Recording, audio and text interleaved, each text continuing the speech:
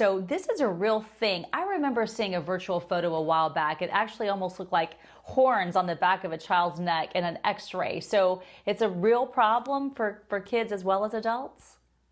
It really is, especially now. You know, most of our kids have spent the summer on their devices, playing with their friends on their devices and screens.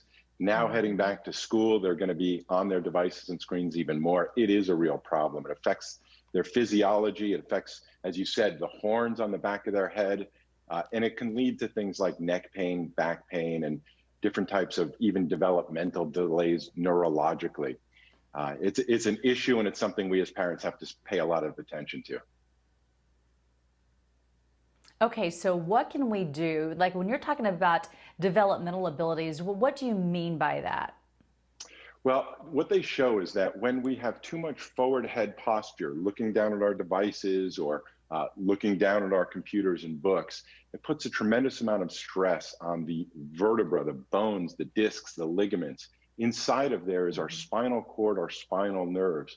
So when we spend prolonged time, like you see when the body's shaping horns out of our skull because it has to reshape and remodel because of the extra pressure and tension, not paying attention to our posture, it can affect our nerves, it can affect our emotions, our sleep.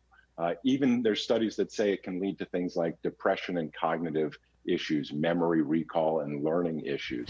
Chiropractors often refer to this as vertebral subluxation. It's basically when there's pressure on the nerve system, it affects the way our mind and body functions. It hurts me to even think about it. So I certainly don't want our kids going through this. So what are some things that we can do to help our children? Because they are going to be on devices for hours a day in the days ahead, at least most of them for school. That's exactly. We break down into four different simple categories. They are simple. That doesn't mean they're easy. But number one, you really want to set time limits. You want to just be conscious of how much time, I'll say, we and our kids are spending on our screens and our devices. And you almost have to schedule it. You just have to be aware. Because we use them for communication and entertainment and music and cameras, and now also education, we have to put some time limits on it. Two, we have to pay attention to our posture. When we're looking at phones, kids are oftentimes doing this, and you've got to remember elbows to chest. So we have our own sort of frame or holder using our arms. Three, you want to make sure that you're really making sure that computer monitors are at the proper height. They should be either eye level or slightly higher so that supports the curve of the neck as opposed to proliferates the damage in the neck. And then really every hour or so, hour or less, you want to stand up, shake it off, and do some stretches and exercises. It's critical to keep the body moving. You know what? We're almost out of Okay, and we're almost out of time. So I want to ask you about those stretches and exercises. What do Yep. those look like? Yep. So you want to start off first with what we call cervical extension. And that's really kind of a look up at the sky. You can put your hands behind your neck and literally look up at the sky. You want to do 10 reps for at least each hour that you're on a device. So that would be number one. Number two is cervical retraction. You can put your hand in front of your chin and then retract or move your chin back, not lifting your head, but just bringing it back sort of towards your back.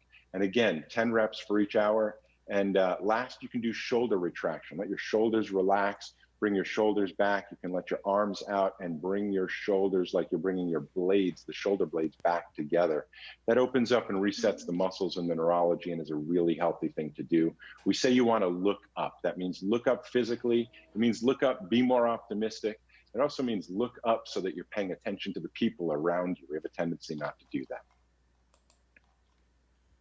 I tell you what, I was doing some of those stretches as you said it, and it felt great. Thank you so much for those fabulous ideas, and I'm glad that we're thinking about this before it all happens. Appreciate your time today. I appreciate it. Thank you so much.